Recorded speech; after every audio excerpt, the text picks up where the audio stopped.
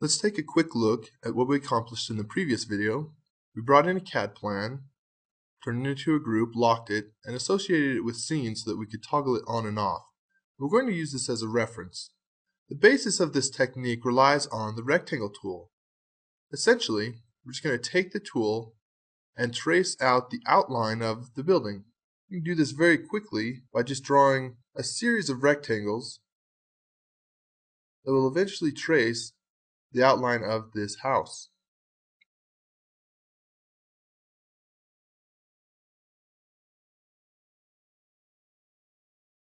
You can see how quickly this progresses, and of course we could have started from the other side and worked this way. In fact, right here I've created a little bit of an overlap. Erase that, and actually that's not quite what I needed. So I'll do that, erase it, and draw the last rectangle, and we have the outline of the building.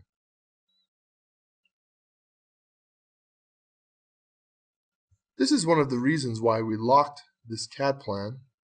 Now use the eraser tool, and you can quickly go in and erase the extra lines we don't need. Because the plan is locked, we don't have to worry about it being erased. We can turn the plan off, and there's that little area where I goofed, so let me erase those lines as well. But now we have the full outline of the building very quickly and cleanly. We could pull that up if we were creating a massing model, start working on the roof, and there we go.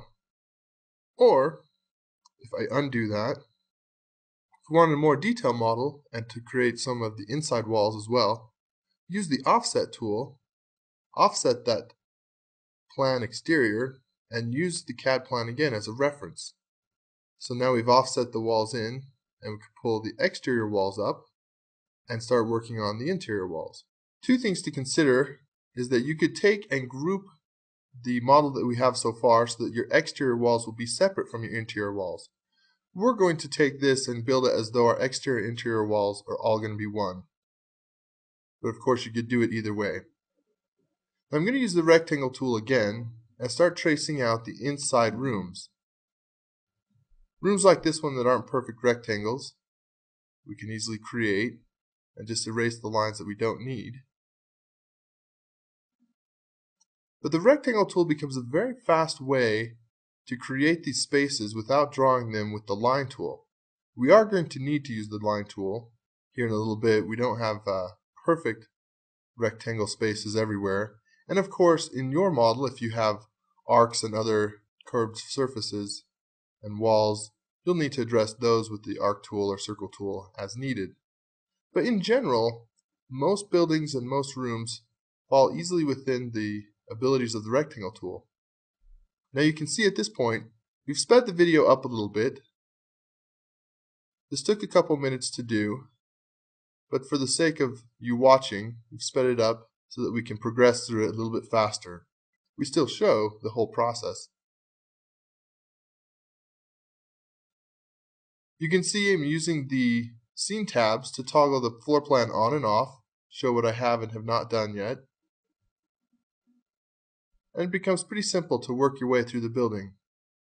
See what I need to finish off next. Use the line tool and the rectangle tool. Whatever gets the job done the fastest.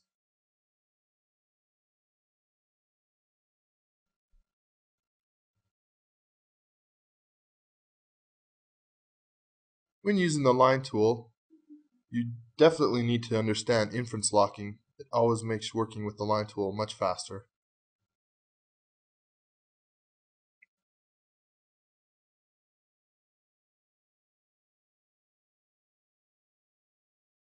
And now that we have the interior walls drawn, we'll slow the video back down.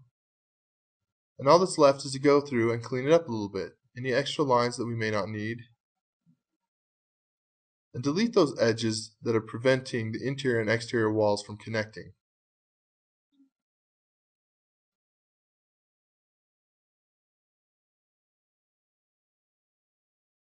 Now I accidentally missed an edge back there, and you'll see in a little bit that'll come back and cause a problem, but it's pretty easy to fix. Again, if you were going to create your interior walls separate from your exterior walls, you probably would have grouped the exterior and then be working on the interior, and this erasing step would only be necessary to make sure that your interior walls are all connected properly, but we wouldn't have to connect them to the exterior walls as we're doing here.